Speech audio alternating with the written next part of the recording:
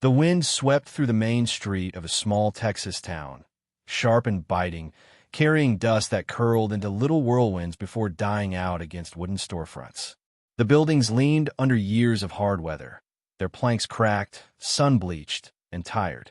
On the steps of a general store sat Anna Walker, her shawl pulled tight across her shoulders.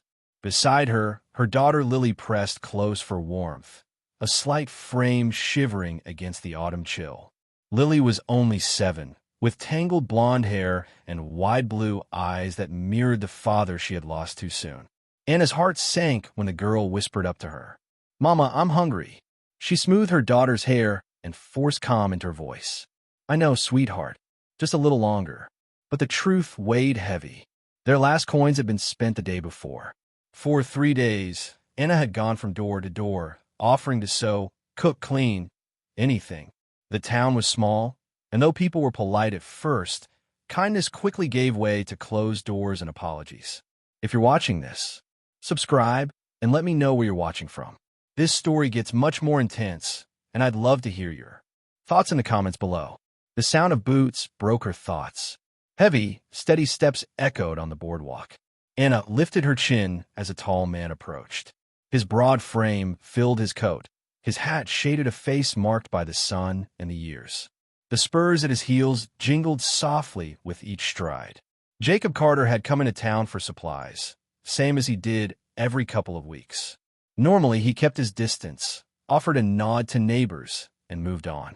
But this time his eyes landed on Anna and her daughter, and something about the way she sat, chin high despite weariness, made him pause. He tipped his hat. "Ma'am." Anna stiffened, pulling Lily closer. "Sir." Jacob studied them quietly. The woman was younger than he'd first thought, maybe 25. Her dark hair was tied back in a simple knot, her dress showing the long miles she had traveled. The girl clinging to her side looked frail, her cheeks hollow from hunger, her hands balled into fists for warmth. "You new here?" Jacob asked. "Yes," Anna said carefully. "We came on Monday, looking for work. Work's not easy to come by for a woman on her own." "I'm not afraid of work," Anna answered quickly, steadying her voice though her pride stung. Jacob shifted, as though settling something inside himself. "Jacob Carter," he said. "I run the Double C Ranch, about 5 miles north." Anna's heart skipped, unsure what he meant. He pulled off his hat, ran a hand through his dark hair. His voice was plain, no hesitation. "I'm a widower. Lost my wife 2 years back. I've got a daughter, Emily. She's 9. I need help with her, keeping the house. Your girl needs a home. My home needs a wife." Anna froze. Heat rushed to her face, and she clutched Lily tight. People passing slowed, catching whispers on the wind. "How dare you?" she murmured. "Hear me out." Jacob raised a hand. His voice was firm, but not sharp. "I'm not playing games. I mean proper marriage. Legal and decent. A place for you and your girl. A wife for me. Out here, people make arrangements like this all the time. I'm just being honest." Anna's legs felt weak, and she lowered herself back onto the step. "You're asking me to marry a stranger. Strangers don't stay strangers long when survival's on the line," Jacob said. There was something raw in his tone, though his words stayed steady. "I've got land, cattle, a house with a roof that doesn't leak. It's not wealth, but it's safe. Your daughter would eat. She'd have school. You'd have a place. And I'd have a partner." Lily peeked up, her small voice breaking in. "Mama, does he really have a house?" Jacob's hard features softened as he looked at the child. "I do, little one. With a big kitchen and a fireplace taller than you." Anna's chest ached. Her daughter hadn't eaten in 2 days. Winter was coming, and behind them lay only debts and men in Colorado who might still come looking. Going back wasn't an option. But marrying a stranger? She pressed her lips tight. "I need to think." "Fair enough." Jacob pressed coins in her palm before she could protest. "Get a meal at Murphy's. I'll be loading supplies for the next hour. If you want, I'll take you out to the ranch. No promises, no tricks. Just see it." And then he walked away, leaving Anna staring at the silver in her hand, her heart pounding with a mix of fear and something she hadn't felt in a long time: hope. That evening, with the sound of her daughter's empty stomach still echoing in her mind, Anna walked into Murphy's cafe.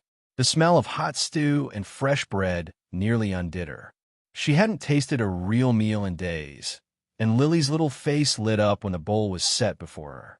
The girl ate with both hands gripping the spoon, clumsy and eager, broth dripping down her chin. Anna forced herself to eat slowly, though hunger clawed at her stomach. Watching Lily's belly finally fill felt like mercy. But the weight of Jacob's words pressed on her chest the whole time. A wife for a roof. A husband she didn't know in exchange for safety. It sounded harsh, almost cruel, but sitting there, feeling warmth spread back in her fingers, Anna couldn't deny the practical truth. Out here, survival came first and dreams came last. When the meal was finished, she stepped outside, pulling Lily's shawl snug. The sun was already dipping low, the sky painted in deep orange. And there he was, Jacob Carter, waiting beside his wagon. His hat was low, his arms steady on the reins as though he'd been there all along. "You don't have to decide tonight," he said when she hesitated. "But come see the place. Meet my girl. Then you'll know." Lily's eyes lit up at the mention of a fireplace and horses. Before Anna could overthink, she found herself climbing onto the wagon seat, her daughter pressed close beside her. The wooden bench was worn smooth from years of use, and the creak of the wheels carried them out of town and into open country. For a while, silence stretched between them, broken only by the clip of hooves on the dirt road. Anna stole a glance at the man beside her. He wasn't handsome the way men in Denver had been. No polished boots, no smooth words. His face was strong, weathered by sun and wind, but there was a steadiness about him, a kind of strength she couldn't ignore. Her voice slipped out before she could stop it.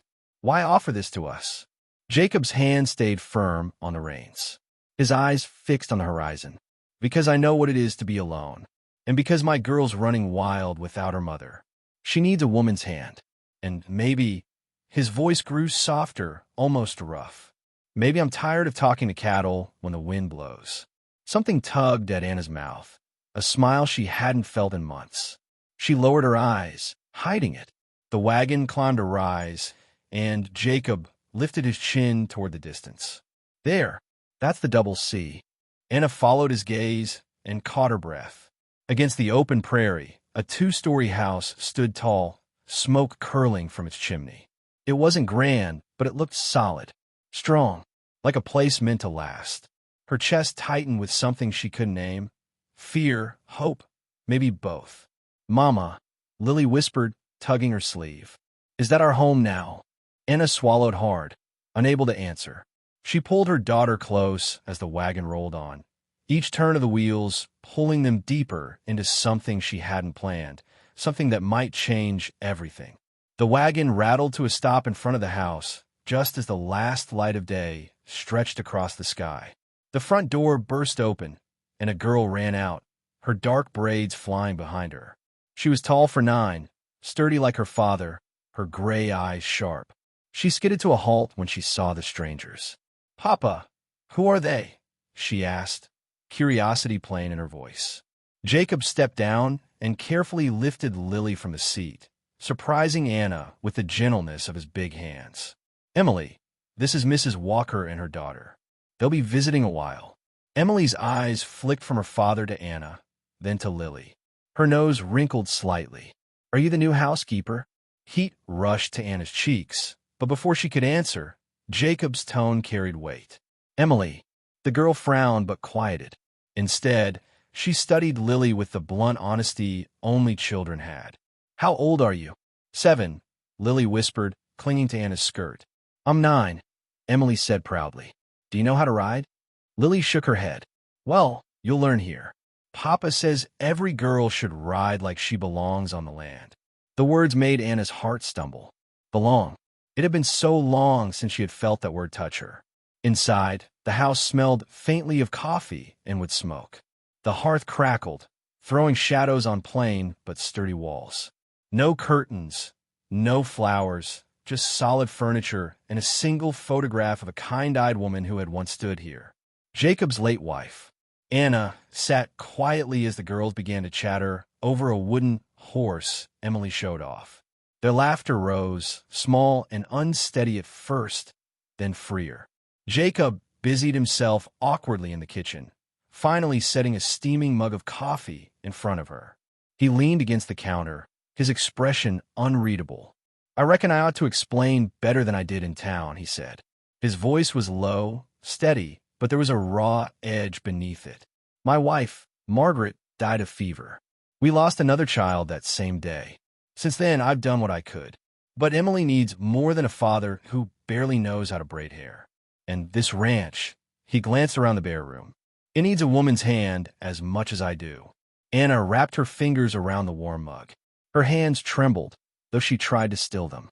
His words cut through her, plain as they were. Anna's voice was barely above a whisper.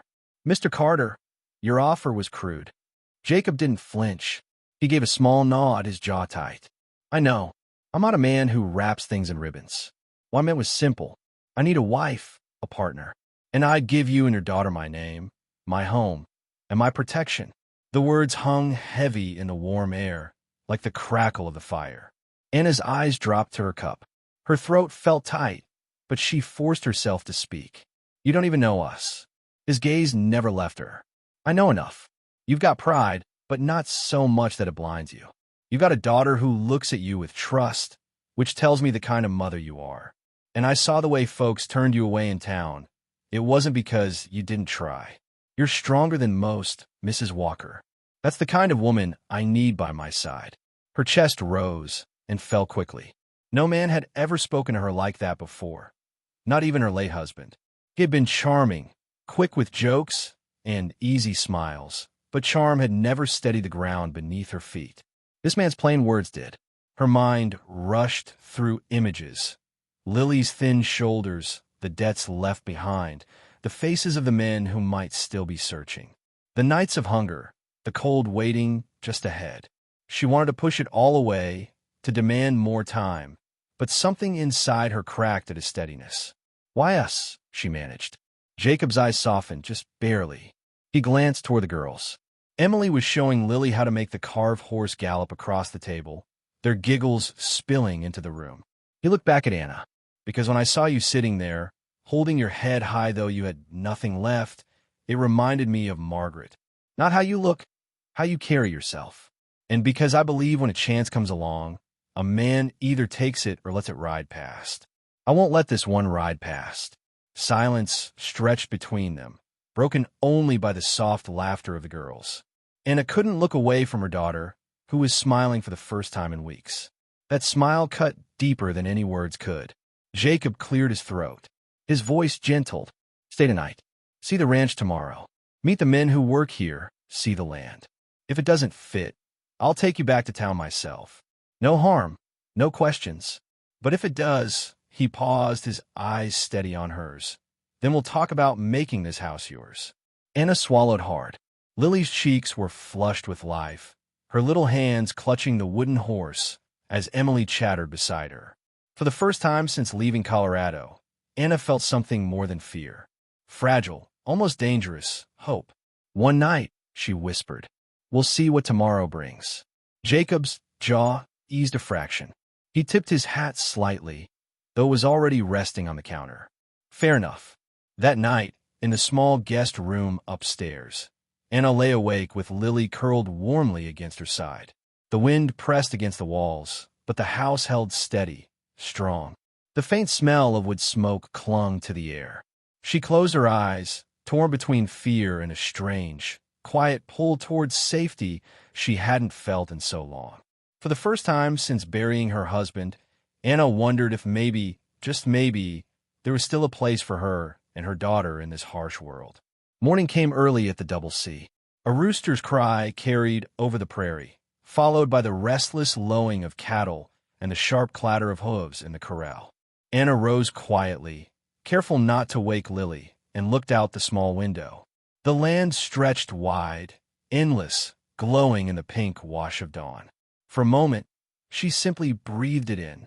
It scared her, all that open land, but it steadied her too. A knock at the door startled her. Emily's voice called, "Breakfast's ready. Papa says come hungry." Anna let out a breath she hadn't realized she was holding. She dressed Lily, smoothed her tangled hair, and they made their way downstairs. The smell of bacon and biscuits met them, warm and rich. Jacob stood at the stove, sleeves rolled, moving with the surety of a man long used to handling things alone. "Morning," he said, his voice rough but not unkind. His eyes softened when they found hers. "Sit. Eat." The girls ate like they'd known each other for years.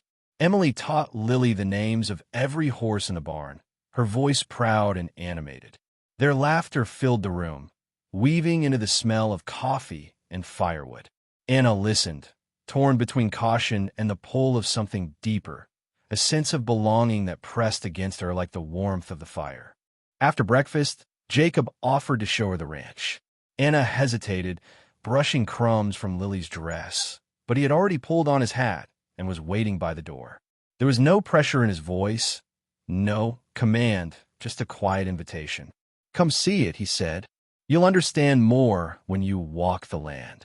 The girls ran ahead of them, laughter echoing across the yard. Emily's stride was confident, already sure of the ground beneath her boots, while Lily trailed behind, clutching her wooden horse, but smiling as she tried to keep up. Anna's chest tightened at the sight, her daughter running free, her shoulders not weighed down by hunger for once. Jacob slowed his step to match Anna's. The sun had climbed higher, spilling warmth across the dry earth. "This place," he said, gesturing with a sweep of his hand toward the barns and fields, "it ain't rich land. It takes hard work every day just to keep it alive. But steady. It gives back what you put in." Anna didn't answer at first. She kept her eyes on the dirt path, her hands clenched inside her shawl. "It looks solid," she admitted finally. He gave a small nod. "That's all I've ever asked from it. Solid." He led her past the barn, where the smell of hay and horses drifted out into the morning air, then to the chicken coop, where Emily proudly introduced Lily to each hen as though they were old friends. Anna stood back, watching her daughter giggle at a flapping wing. The sound so unexpected it sent a rush of heat to her eyes. She blinked it away quickly. 6 men were working the corral, repairing fencing, moving cattle. Jacob called them over one by one, introducing Anna simply as his guest. Each tipped their hat, their eyes respectful, not curious. Anna noticed the way they looked at Jacob, not with fear, not with suspicion, but with trust. That kind of loyalty wasn't bought. It was earned day after day. By midday, her hands were dirty from kneeling in the overgrown garden near the house. She sifted the dark soil through her fingers, feeling its richness despite the weeds that had claimed it. "This could grow again," she murmured without meaning to.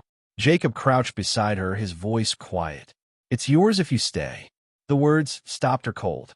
She looked up at him, her heart beating too fast.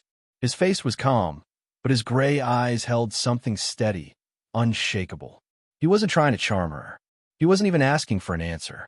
He was just stating the truth of it. Her mouth opened, but before she could speak, the ground itself seemed to tremble. Hooves pounded in the distance, drawing closer fast. Jacob's body stiffened. He rose to his full height, his hand already brushing the rifle leaning against the porch rail. 3 riders came into the yard, their horses throwing dust into the air. They were hard-faced men, their eyes sharp, their mouths set in cruel lines. Anna's stomach dropped. She knew that kind. She had seen them before, back in Colorado, men who laughed at fear and fed on weakness. The leader slid from his saddle, tall and wiry, a grin that never touched his eyes. "We're looking for a woman," he drawled. His gaze cut across the yard, landing on Anna. "Anna Walker. Word is she's been seen here." Her blood froze. Lily darted behind her, clutching her skirt with both hands. Jacob stepped forward, his rifle in plain sight, but not yet raised. His voice carried calm steel. "This here's my place, and the woman standing in it is my intended wife. Whatever business you thought you had with her is done." The man's eyes narrowed. "Debt don't vanish when a husband dies. You should know that, Carter. She owes, and we've come to collect. Then you could take it up with me." Jacob's voice was quiet, but it struck like iron. His jaw tightened, his shoulders squared. "But I'll tell you plain, this woman and her girl are under my protection now. If you aim to take her, you'll have to go through me." and you'll find the whole double C standing with me. From the bunkhouse, the ranch hands appeared, rifles slung, faces grim. The air was thick, the kind of silence that could snap at any second. The leader spat tobacco into the dust, his grin fading. We'll be back, and when we do, we'll want proof of that marriage. Jacob didn't flinch. His voice rang across the yard, steady as stone. You'll have it. The men mounted up, spurred their horses, and thundered away, leaving only a cloud of dust and a silence so heavy it pressed against Anna's chest. Her knees nearly buckled. Jacob turned, his eyes finding hers. He didn't reach for her, didn't crowd her. He just stood there, his voice low and firm. I'm sorry. I meant for you to have time. But those men won't wait, and the only way to keep you and Lily safe is to make it official. Anna's throat closed. She wanted to protest, to tell him she wasn't ready, but Lily tugged at her sleeve, her small voice trembling. Mama, can we stay? Please. Anna looked down into her daughter's pleading eyes, then back at Jacob, solid, unflinching, a wall against the storm. For the first time since she had been left widowed, she felt the ground beneath her steady. Her voice broke as she whispered, all right, we'll marry. Relief flickered across Jacob's face, but he didn't let it show long. He only gave a firm nod. Tomorrow, then, we'll go to town and see the preacher. Anna drew in a shaky breath. This wasn't the love she had dreamed of as a girl. No courtship, no sweet words. But as Lily slipped her hand into Emily's, their fingers twining as though they had always known each other, Anna realized something. Maybe love out here wasn't about roses or pretty promises. Maybe it was about choice, about standing together, weathering the storm. And for the first time in years, she felt the faint, dangerous pull of hope. The next morning came quiet but heavy. Anna barely slept. She lay in the guest room with Lily curled against her chest, the girl's small breaths warm on her skin. Every time Anna closed her eyes, she saw the riders' faces, sharp and cruel, and Jacob standing between them and her like a wall. She had not asked him to, but he had. When the rooster called, Anna rose, her body stiff but steady. She dressed Lily and braided her hair with slow, careful fingers. She didn't know if she was ready for marriage again, but she knew she could not keep running forever. Lily needed roots, not roads. Downstairs, the smell of coffee filled the kitchen. Jacob was already at the stove, sleeves rolled, his movements calm and sure. He set down a plate of biscuits, fried potatoes, and eggs. Eat, he said, his voice gruff but softer than the day before. The girls dug in fast, talking over each other with laughter spilling between bites. Emily told Lily which horse in the barn liked apples, and which one bit if you weren't careful. Anna sat back, her heart caught between fear and something dangerously close to belonging. After breakfast, Jacob led her outside. The sky was wide, the land stretching farther than her eyes could follow. I'll show you the rest, he said. He walked her past the barn, where the horses stamped and snorted. He pointed to the smokehouse, the chicken coop, the well. Each place spoke of work, hard, endless work, but also of survival. The ranch hands nodded as they passed, respect in their eyes, not judgment. Anna felt it.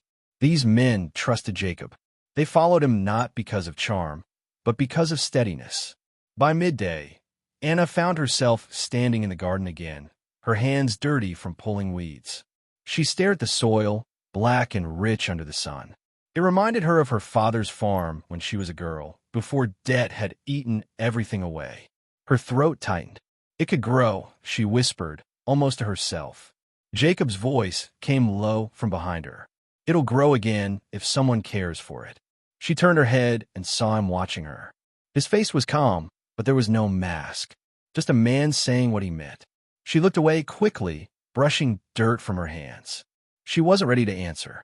Later that afternoon, Jacob hitched the wagon. We'll go to town in the morning, he told her. Talk to the preacher.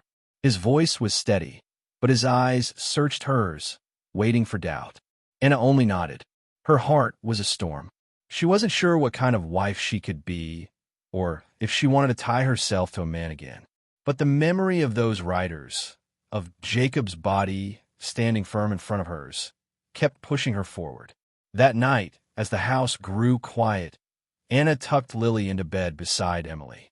The girls whispered and giggled until they fell asleep. Anna sat at the edge, watching them, her chest aching. Lily hadn't laughed like that in months. Jacob passed by the doorway, his boots quiet on the wood floor. He paused, watching the two girls, his face soft in the glow of the lantern. Then he looked at Anna, and for a second, neither spoke. He gave a small nod, then moved on, leaving her with the sound of her daughter's even breaths. Anna lay awake long into the night. She thought about her late husband, about the debts, about running and hiding. She thought about Jacob's rough hands, steady voice, and how he had never once looked at her with pity, only with plain truth. She knew she was standing at a line she could not uncross. Marriage would not be romance, not a dream. It would be work, partnership, survival. But maybe, in this land where nothing came easy, that was enough. When sleep finally came, Anna dreamed not of running, but of planting, of roots sinking deep into soil. And for the first time, the dream did not frighten her. The morning of the wedding dawned gray, with clouds stretched thin across the wide sky. Anna woke early, her heart heavy and restless. She moved slowly, dressing Lily first, braiding her hair as the girls squirmed with excitement. To Lily, it all felt like an adventure. To Anna, it felt like standing on the edge of a cliff, waiting to step off. When she came downstairs, Jacob was already waiting by the wagon. He wore a clean shirt, his dark hair combed back, though he still carried himself with the same rugged steadiness. He didn't smile, but his gray eyes softened when he saw her. "Town's expecting us," he said simply. The ride was quiet at first. The wagon creaked, the horses' hooves struck the dirt in a steady rhythm, and the wind carried the smell of dust and grass. Lily sat between them, clutching the wooden horse Emily had given her, her eyes wide with wonder. She hummed softly, her voice light, while Anna stared at the horizon, her stomach in knots. Jacob spoke after a long silence. "I know this isn't what you dreamed of." Anna turned her head slowly. His jaw was set, his hands steady on the reins. He didn't look at her, but his words carried weight. "No," she admitted quietly. "It isn't." His eyes flicked to hers, just for a second. "It isn't what I dreamed either. But out here, dreams don't keep you warm at night." The words stung, but they were true. She thought of Lily, sleeping curled and hungry in her arms back in Colorado, of knocking on doors that never opened. Dreams had not saved them then. What had saved them was Jacob's plain offer, rough but steady. When they reached town, people paused to watch. Whispers carried along the street. Anna felt her cheeks burn, but Jacob walked tall, his hand at her back as they stepped into the small wooden church. The preacher greeted them kindly, though his eyes lingered on Anna, as if he wondered about her story. Jacob spoke first, his voice even. "We're here to be married." It happened quickly, without flowers or music, just words spoken steady and true. Anna's hands trembled when Jacob took them in his. His palms were rough, his grip firm, but there was no force in it, only steadiness. "Do you take this man?" the preacher began. Her lips parted, and for a heartbeat, Anna wanted to run. She wanted to grab Lily and flee, to escape the weight of another promise. But when she looked down, she saw her daughter's eyes, wide, trusting, hopeful. Lily believed this was the moment everything would change, and Anna couldn't break that hope. "I do," she whispered. Jacob's eyes searched hers as the preacher spoke his part. His answer was strong, without hesitation. "I do." When the words were done, the preacher blessed the union, and just like that, Anna Walker became Anna Carter. The walk back outside felt strange, as though the ground itself had shifted under her feet. People nodded, whispered, but Jacob ignored them. He lifted Lily into the wagon, helped Anna climb up, and guided the horses back toward the ranch. For a while, none of them spoke. The air was heavy with change. Lily leaned against Anna, her eyes drifting shut in peace, the wooden horse still clutched in her hand. Anna looked at her daughter, then at the land stretching wide before them. She felt fear, yes, but beneath it, a thread of something steadier. Jacob broke the silence. "I'll keep you safe. Both of you." Anna's throat tightened. She wanted to ask how he could promise such a thing in a world so cruel. But she didn't. She only nodded, her fingers brushing against Lily's hair. When they reached the ranch, Emily ran out to meet them, her braids flying, her gray eyes sharp. "Did it happen?" she asked, breathless. Jacob lifted Lily down and answered with a simple nod. Emily looked at Anna then, her gaze curious but not unkind. "So, you're really my mama now?" The word hit Anna like a blow. She opened her mouth but found no words. Finally, she crouched down, meeting Emily's eyes. "If you'll have me," she said softly. The girl studied her for a long moment, then nodded with the blunt honesty only children carried. "All right." She grabbed Lily's hand, tugging her toward the barn. "Come on, I'll show you the kittens." Anna stood there, the ache in her chest sharp and sweet at the same time. Jacob was beside her, his eyes steady on the girls as they disappeared into the barn. "You did right," he said quietly. She turned toward him. "I don't know if I did." His jaw tightened, his voice low. "Sometimes right don't feel easy." The words sank into her bones, heavy but true. She looked back at the barn where laughter floated out into the afternoon air, and for the first time, she let herself breathe just a little easier. The first night after the wedding felt strange. The house looked the same, the walls the same plain wood, the fire the same steady crackle. But Anna's place inside had changed. She wasn't a guest anymore. She wasn't passing through. She was Jacob Carter's wife. She sat on the edge of the bed in the room that was now hers, her hands twisting in her lap. Lily was fast asleep beside Emily in the next room, their laughter earlier still echoing in her mind. For them, the change had been easy, like slipping into new shoes that fit just right. For Anna, it was heavier. Jacob came in quietly, setting his hat on the table, his boots by the door. He didn't reach for her, didn't expect anything. He simply said, "Long day," and sat across the room, shoulders bent as he unbuttoned his shirt. She watched him, waiting for something, maybe words, maybe a sign of what he expected. But all he said, after a long silence, was, "You don't need to rush nothing. We'll find our way." Those simple words loosened something tight in her chest.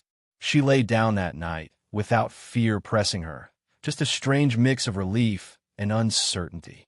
The next days passed in rhythm. Anna cooked with Emily by her side, her small hands eager to help. She scrubbed, mended, and learned the ways of the house. Jacob worked the cattle, the ranch hands following his lead without question. In the evenings, they gathered by the fire, the girls' giggles carrying into the quiet night. But peace never came without shadows.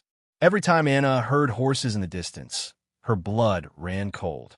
She remembered the riders' hard faces, the cruel grin of the man who had named her dead out loud. She had run too long not to know that men like that always returned. One afternoon, as she kneaded bread at the table, Jacob came in from the fields. His shirt was damp with sweat, his hands rough and dirty.